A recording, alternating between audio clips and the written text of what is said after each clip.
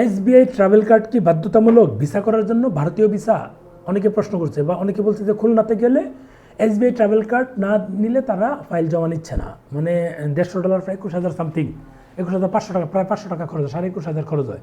এটা দিয়ে তাদের আমাদের ফাইল জমা দিতে হচ্ছে। অনেকে ঢাকা যমুনা ফিউচার পার্ক বলছে যে আমরা বাইরে থেকে টাকা বিকাশে এনে দেন, আমরা কার্ড করে, বিকাশে আবার খরচ দিতে হয় আলাদা, কার্ড করে আমরা করলাম, এই ফাইল জমা দিলাম, ট্যুরিস্ট ভিসার ফাইল। অনেকে এটা বলছে, বা অনেকে বলছে যে ভাই অমুক জায়গায় জমা দিতে গেলাম, আমাকে এসবিআই ট্রাভেল কার্ড ছাড়া তারা ফাইল নিচ্ছে না, কি করব? ভাই এই ফাইলগুলো যদি তারা বলে থাকে যে এসবিআই ট্রাভেল কার্ড ছাড়া ফাইল নিবে না, তাহলে ওইটা অনুযায়ী করতে হবে। এটা আমার কথায় কিছু আসে যায় না। কারণ হচ্ছে আমাদের বাংলাদেশে ম্যাক্সিমাম যারা আছি ফেক ডকুমেন্টস দিয়ে ভারতীয় ভিসা করার চেষ্টা করি। বিশেষ করে আর্থিক সচ্ছলতা প্রমাণের জন্য আমরা এই ব্যাংক স্টেটমেন্ট যেটা ফেক বানিয়ে নিয়ে যাই, আগে রেডি করা থাকে, শুধু নামটা বসিয়ে সবাই এটা প্রিন্ট দিয়ে দেয়, আর কিছু করে না। এটা পিডিএফ ফাইল রেডি করা থাকে, ডেটমেট ওইভাবে আপ টু ডেট দেওয়া থাকে। এখন এই হচ্ছে বিষয়, আপনারা যদি এই ফেক ডকুমেন্টস নিয়ে যান, তারা যদি সন্দেহ করে তখন তারা বলে যে আপনি এসবিআই ট্রাভেল কার্ড করেন। এটা তাদের কোনো দোষ নাই, কারণ আমাদের মানে অনেক আমাদের চুরিচামারির চিন্তাভাবনা থাকে বলেই যে অফিসার আছেন তারা এই কাজটা করে। এটা তাদেরকে দোষ দিয়ে কোনো লাভ নাই, এটা দোষটা আমাদের। হয়তো বা আপনারটা রিয়েল ডকুমেন্টস, তখন তারাও এটা সন্দেহ করছে। এই সন্দেহ দূর করার জন্য কি করবেন? এই সন্দেহ দূর করার জন্য আপনার মানে বর্তমানে যারা ব্যাংক চালায় তাদের ম্যাক্সিমামই ডেবিট কার্ড বা প্রিপেড কার্ড থাকে। যদি ডেবিট কার্ড থাকে, ডেবিট কার্ডটা একটা ছবি তুলে নিয়ে যাবেন এবং ডেবিট কার্ড হার্ড কপিটা সাথে করে নিয়ে যাবেন, তখন আপনি প্রমাণ দেখাতে পারবেন। এবং ওই যে আপনার ব্যাংক স্টেটমেন্ট, যে ব্যাংকের নাম, ব্যাংকের নাম্বার টাম্বার যা আছে, সে অনুযায়ী আপনার ব্যাংকে নিশ্চয়ই লেনদেন করার একটা চিত্র থাকে। এখন যদি বলেন যে আমি এটাতে লেনদেনই করি না, তাহলে আপনার ভিসা করার দরকার নেই। সহজ বাংলা কথা, আপনি অজুহাত একটা তৈরি করবেন, তারা সেভাবে মেনে নিবে না, তারপরে তাদেরকে দোষ দেবেন যে জোর করে ট্রাভেল কার্ড করা হয়। এগুলো তো হতে পারে না।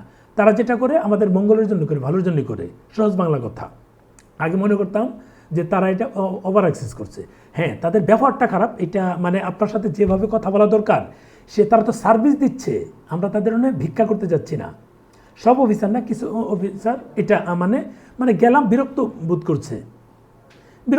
আমি একটা ভুল হতেই পারে, যেহেতু এটা আমরা অভ্যস্ত না, আমাদের মাঝে অনেকেই সেটা তার বাজে ব্যবহার করে। এটা সবাই করে না, সীমিত সংখ্যক। এটা ছাড়া বাকিরা কিন্তু চায় যে আপনার প্রপার ডকুমেন্টস সাবমিট করেন, ভিসাটা যেন হয়। ভিসা আপনার না হলে তাদের কি কোনো লাভ হচ্ছে? নিশ্চয়ই লাভ হচ্ছে না, এটা মাথায় রাখবেন। এখন যদি আপনার ব্যাংক স্টেটমেন্ট তারা সন্দেহ করে, ওই ক্ষেত্রে ডেবিট কার্ডটা সাথে নিয়ে যাবেন। আর যদি ক্রেডিট কার্ড থাকে সেটাও নিয়ে যাবেন। ক্রেডিট কার্ড আপনার সাথে হার্ড কপির সাথে নিয়ে যাবেন, এবং আপনার এনরোসমেন্টের যে পাতাটা আছে সেটা ছবি তুলে নিয়ে যাবেন।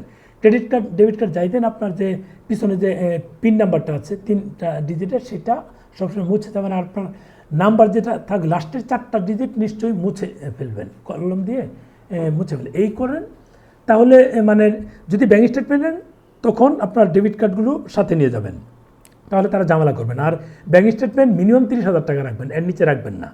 যেহেতু আপনি এক জায়গায় যাবেন, খরচ করবেন, আর্থিক সচ্ছলতার প্রমাণ দিতে না পারলে তারা সেটা ট্রাস্ট করবে না, সহজ কথা। আর যদি ক্রেডিট কার্ড নেন, আরও ভালো। ক্রেডিট কার্ড তো লেখাই থাকে, ক্রেডিট কার্ড প্লাস ওই আপনি ছবি টবি তুলে নিয়ে গেলেন, ওই মুছে, কোনো অসুবিধা নাই। এরপরে যদি আপনি মনে করেন যে না আমি ফেক ডকুমেন্ট দিয়ে করবো, তাহলে আপনি প্রস্তুতি নিয়ে যাবেন যে আপনার এসবিআই ট্রাভেল কার্ড করতে হবে। দু একটা ক্ষেত্রে হয়তো তারা বুঝতে পারে না, অনেক চাপে থাকে, বুঝতে পারে না, তখন তারা আপনাদের ফাইলগুলো রিসিভ করবে ফেক ডকুমেন্টস দিয়ে, ফেক আর্থিক সচ্ছলতার প্রমাণ দিয়ে বা ব্যাঙ্ক স্টেটমেন্ট দিয়ে। সেটা ডিফারেন্ট হিসাব। আর অনেকেই শুধু প্রিপেড কার্ড নিয়েই দিয়ে দিচ্ছে, বা অনেক সময় কার্ডে প্রিপেড কার্ড, ডেবিট না প্রিপেডের লেখা থাকে না, ওগুলো দিয়ে জমা দিয়ে নেয়, তারাও খেয়াল করে না, জমা নিয়ে নেয়। এইটা যদি কেউ ক্রেডিট মনে করেন তাহলে ভুল।